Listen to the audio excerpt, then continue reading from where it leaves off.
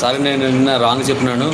మన women's Indian ఉన్నారుగా, women's women's cricketers first time మనకి రావడం వరల్డ్ కప్పు.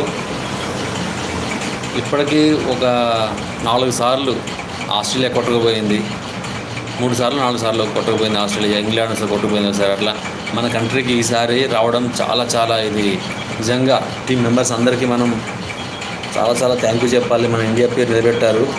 పాకిస్తాన్ ఇట్లా మెన్స్ క్రికెట్కి ఏ విధంగా అయితే పాకిస్తాన్ ఆపోజిట్గా ఉందో, అలాగే ఈ లేడీస్ క్రికెట్ కూడా చాలా కామెంట్ చేశారు. అసలు ఇండియా గెలవకూడదు, ఒక్క గేమ్ కూడా గెలవకూడదు ఇండియా అన్నట్టు వారు అనుకున్నారు. కానీ చివరకు మనకి టర్నింగ్ పాయింట్ ఎక్కడంటే సెమీఫైనల్లో గెలవడం. ఆస్ట్రేలియాను సెమీఫైనల్లో ఓడించడం వల్ల మనం గెలవగలిగినాం. ఇప్పుడు ఆస్ట్రేలియాని మనం ఓడించకపోయి ఉంటే మన ఫైనల్కి వెళ్ళే వాళ్ళము కానే కాదు.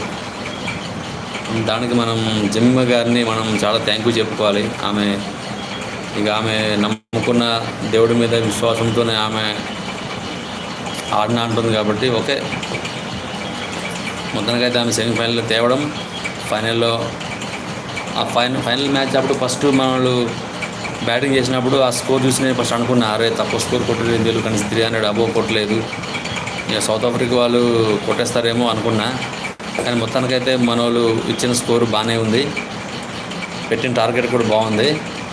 చివరకు వాళ్ళని తక్కువ 54 రన్స్కే తక్కువ ఇంకా ఉండగానే వాళ్ళందరినీ ఆల్అవుట్ చేయడం అనేది చాలా ఇది వండర్ అన్నట్టు. నిజంగా ఉమెన్స్ టీం ఇండియా ఉమెన్స్ టీంకి బిగ్